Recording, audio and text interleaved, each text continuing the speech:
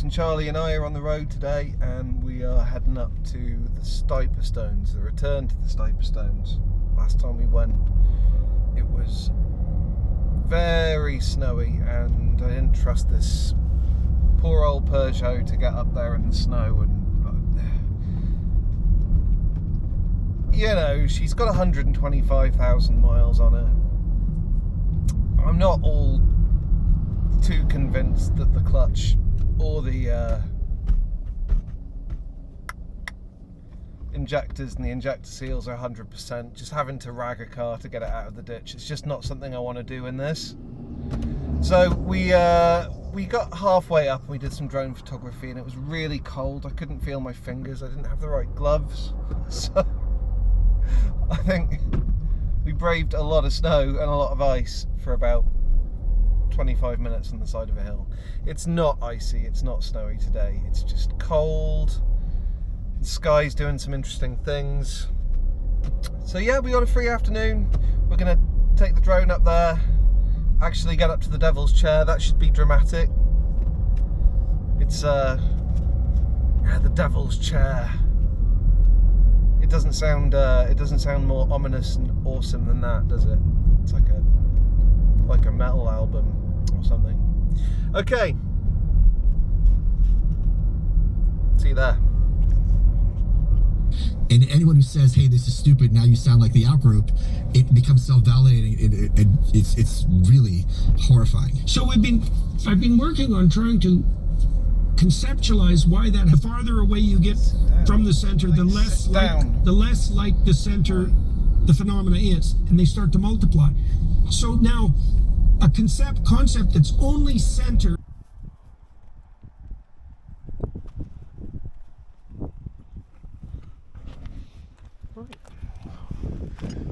Radio.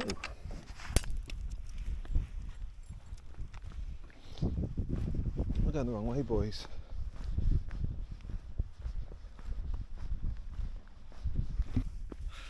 Alright, we're on the trail and we're going in the right direction. It's one of those walks, if you're from Shropshire, you've probably done this walk, you know, a number of times in your life. Some more than others. I mean, I think I've been up here 4 or 5 times, but irregularly enough that it always feels like a bit of an event walk when you come up here. There are signs prominently saying thank you for your cooperation in keeping your dogs on leads.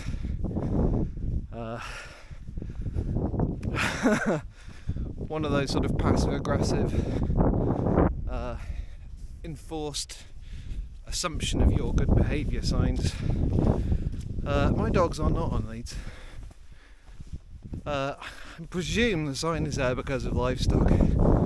Now, my dogs grew up with a field just behind the house, and you know, sheep on and off that land, so they know to leave them alone. But where they might just be just fine with sheep, horses are a different matter, and I'm told there are wild horses up here.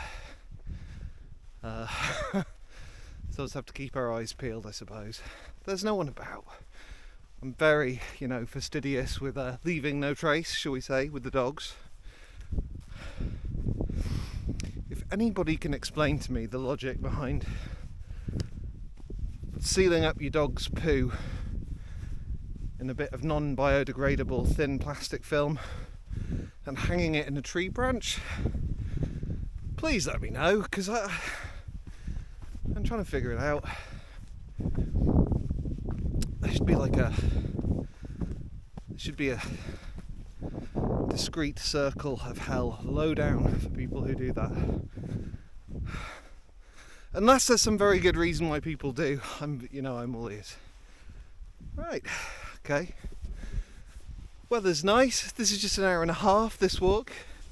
It takes you up to the top around a rocky formation known as the Devil's Chair, for reasons I'm sure you can find out if the mood takes you. Probably something to do with the fact the rocks look a bit like a chair, and it can be a little hellish up here. I've never felt the need to know any more than that, but maybe there's a story there. I'll look into it. Alright.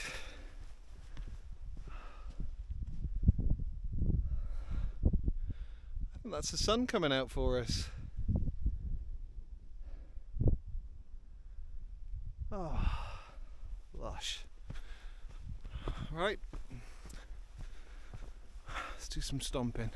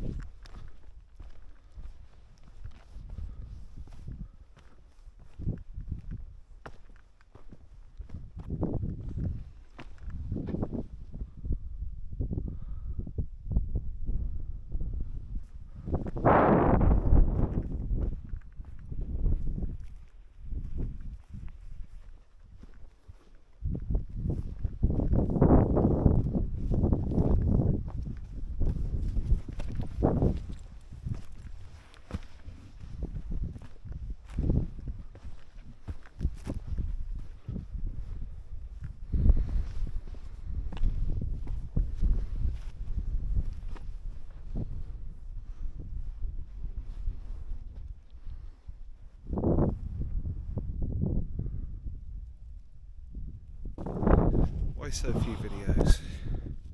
Well, I want to try and capture something epic in these videos, something that'll, you know, impress you and blow your mind. And at the moment, this time of year, all I'm doing is doing little local dog walks. And I'm in Shropshire, so I'm blessed because so many of those are, you know, it's just incredible here. But we need to get a bit farther afield, I think. So as I alluded to earlier, I've got a couple of trips lined up, one up to the Peak District to try out the car camping setup solo. I have slept in the car before, but with the better half and 2 dogs. So on my own, apart from the lack of shared body warmth, I think I should be alright. It'll be a hell of a lot more comfortable. And then this hopeful ski trip up to Scotland, beginning of the year. Trying to do everything on a reasonable budget. I don't want to spend silly money. Yeah, so why so few videos? You compare yourself to others, don't you? And you look at a lot of the creators out there and the gear they're working with. And, you know, I felt awful for spending 80 quid of potentially useful money on a set of roof bars just for the possibility that, you know, at some point maybe a canoe on the roof, kayak, solar panels, roof box, a bit more flexibility. I think it's 80 quid. Useful, good to have.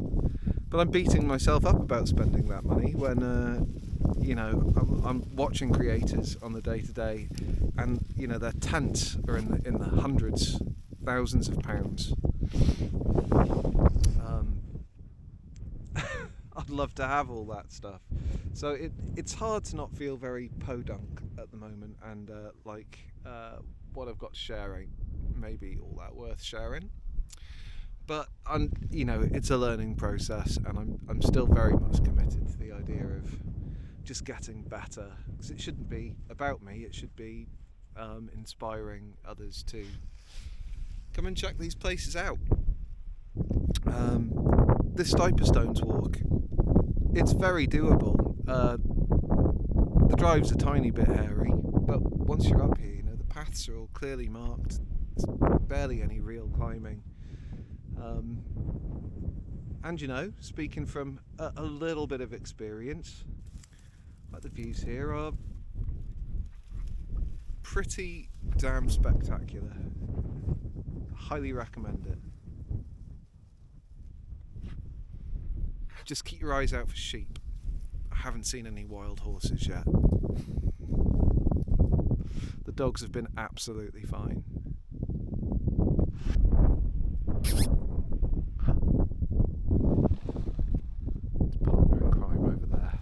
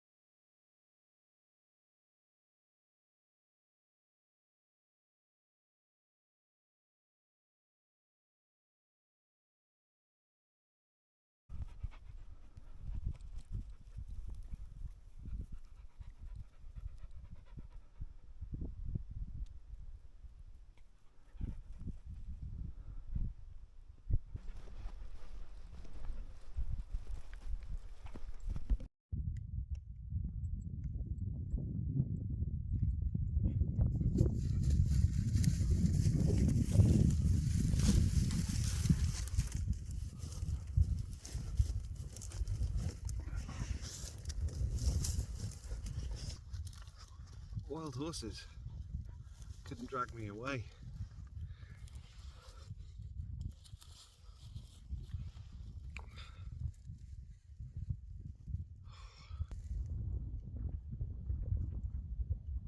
So chill. Alright, so we made it back to the car. Such as it is, my 125,000 mile Peugeot 3008, 2,000 quid, 2.5, which is going to be the backbone of all my adventures. But I just wanted to show you a few bits of gear that we've treated ourselves to for the upcoming adventure. Let's give you a quick introduction, and we'll go through all of this stuff like in more detail close to the time. So first things first, we've built this little deck which will sit along the one side. This is where my water butt will live and where I'll do my cooking, where I'll have my laptop in the evening. I've had this for a little while. The River portable power station, good for 300 watt hours. So this will keep everything going when the engine's not running to charge things. It will also keep a toasty little Chinese electric blanket running for a few hours overnight. This is the fire maple sunflower, I want to call it, which is a butane powered heater and stove, and it's teeny tiny. So this is what I will use to get warm and then turn it off and get into my sleeping bag.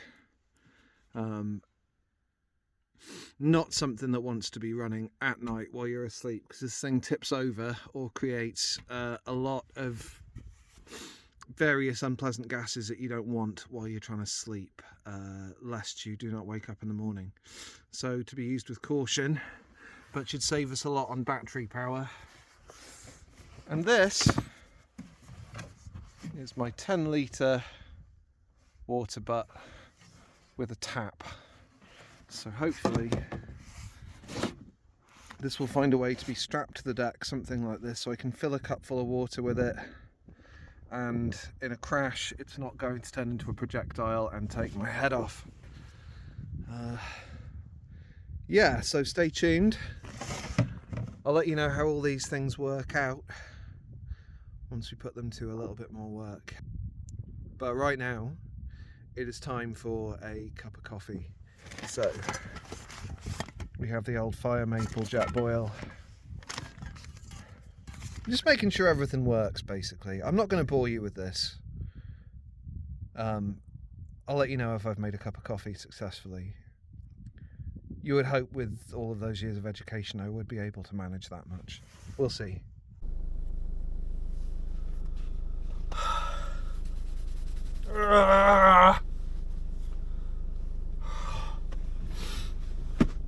Okay, we're back in the car. Everything's on charge again.